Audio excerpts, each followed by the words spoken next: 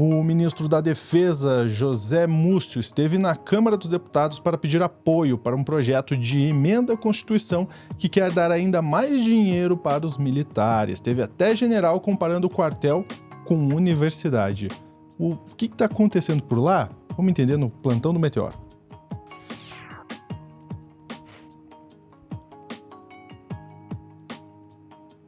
Sofia Labanca vem para a tela para explicar para a gente, Sofia. Não é a primeira vez que José Múcio me traz uma pulga atrás da orelha e agora mais essa. Contexto, por gentileza, e qual é o objetivo do José Múcio aí? Vamos lá. O José Múcio Monteiro, ministro da Defesa, né? Esteve na Câmara dos Deputados em uma audiência lá no dia 17 de abril, ou seja, ontem, se você estiver assistindo aqui ao vivo. O objetivo do Múcio era pedir apoio lá à PEC que prevê fazer uma emenda à Constituição aí que aumentaria a quantidade de verbas que é direcionada aos militares, né? Hoje, pela nossa Constituição, 1,2% do PIB do Brasil deve ser direcionado para os militares.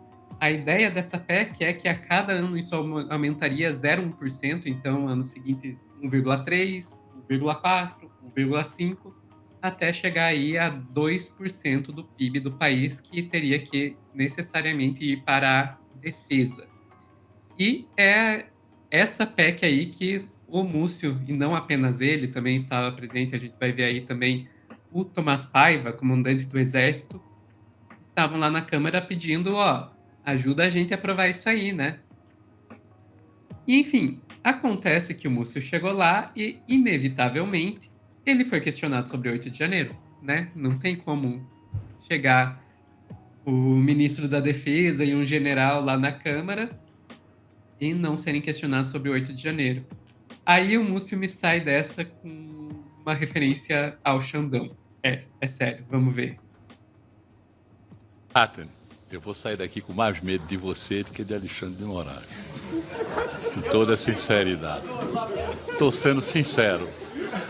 Porque você, sinceramente, estou dizendo logo de público aqui. Agora, o que eu queria lhe dizer é o seguinte: o 8 de janeiro nos afastou a todos. Essa eleição nos afastou a todos. Quem não tem um problema em casa, com a família, no clube, com os amigos, eu perdi. Alguns parentes deixaram de falar comigo porque eu vim servir esse governo. A esquerda radical ficou com muita raiva das Forças Armadas porque acharam que as Forças Armadas montaram aquele golpe. E a direita radical ficou com muita raiva das Forças Armadas porque as Forças Armadas não deram um golpe. No dia 9 de janeiro, eu era um ministro da Defesa indefeso.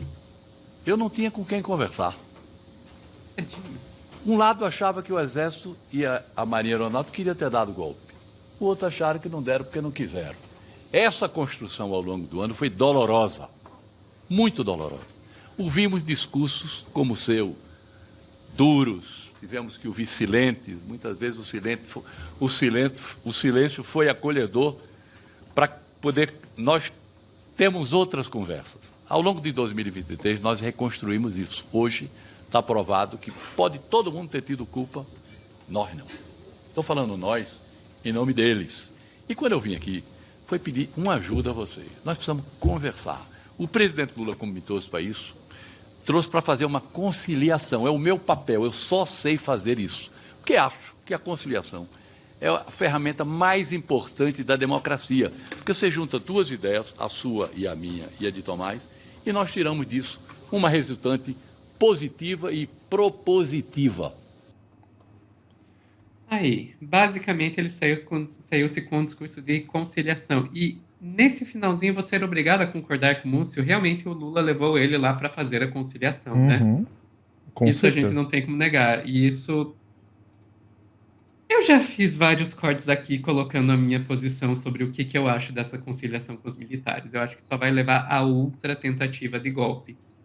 E, inclusive, fato, a escolha do gente... Múcio foi exatamente porque ele tinha esse trânsito fácil entre os militares na época, né?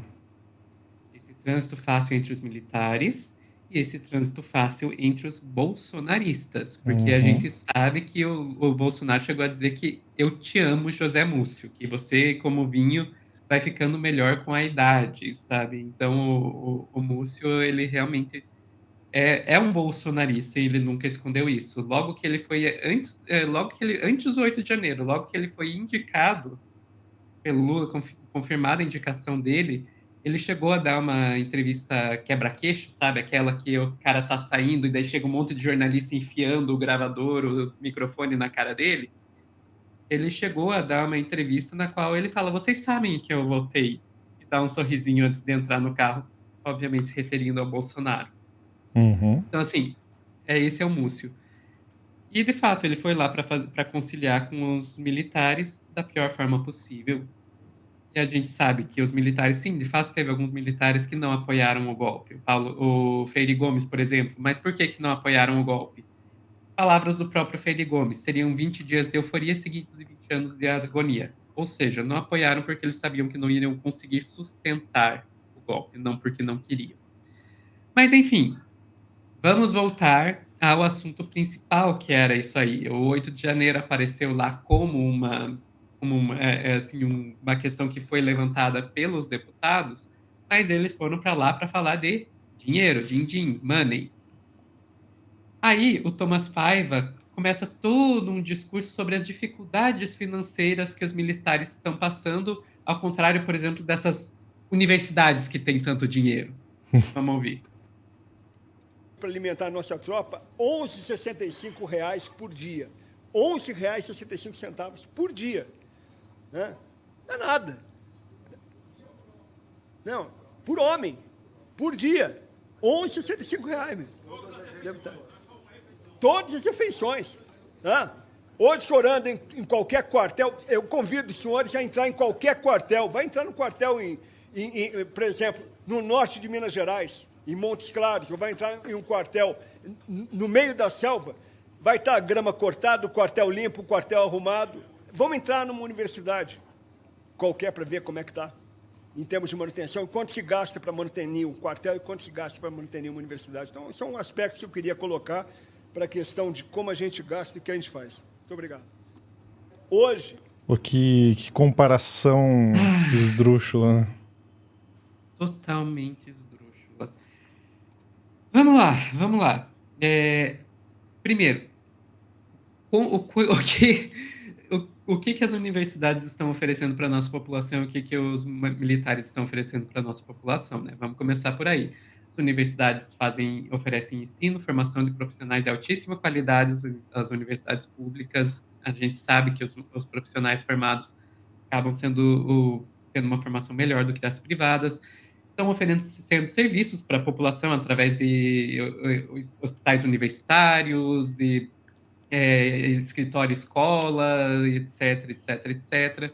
Estão fazendo pesquisa para o avanço do nosso país, né? Muitos serviços. E o que o Exército está fazendo? Está dando golpe. Desculpa, é verdade. Deveria estar protegendo a nossa fronteira e pintando meio-fio. Na verdade, estão tramando golpe. E a gente tem que pensar que eu não duvido quando ele fala que o soldado, o praça, sabe, o recruta lá estão, de fato, passando necessidades. Isso eu não duvido, não duvido. Agora vai ver o alto escalão dos militares, né? Tem as suas próprias escolas, as suas próprias vilas, né, militares, a sua própria previdência, a sua própria saúde. Tem picanha, tem leite condensado, tem prótese peniana, tem Viagra, né? Isso não falta. Então, não precisa tirar das universidades, muito pelo contrário, as universidades precisam de mais verbas. Tira um pouquinho do alto oficialato e dá para o praça, já é o suficiente.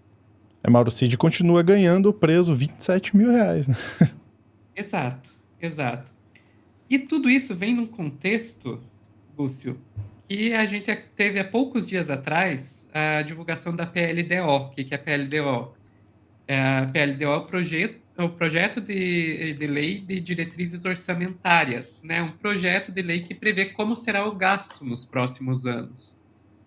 E, meu amigo, o que a gente está vendo? Eu vou pedir para a gente colocar na tela um tweet do Davi Decache, que já esteve várias vezes aqui no Meteoro, e a gente vai trazer ele mais aqui, que é um economista muito bom.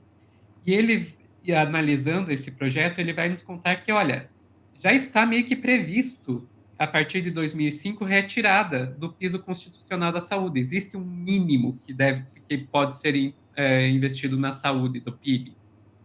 E pelo PLDO, meio que fica claro que eles já estão prevendo que vai cair esse piso.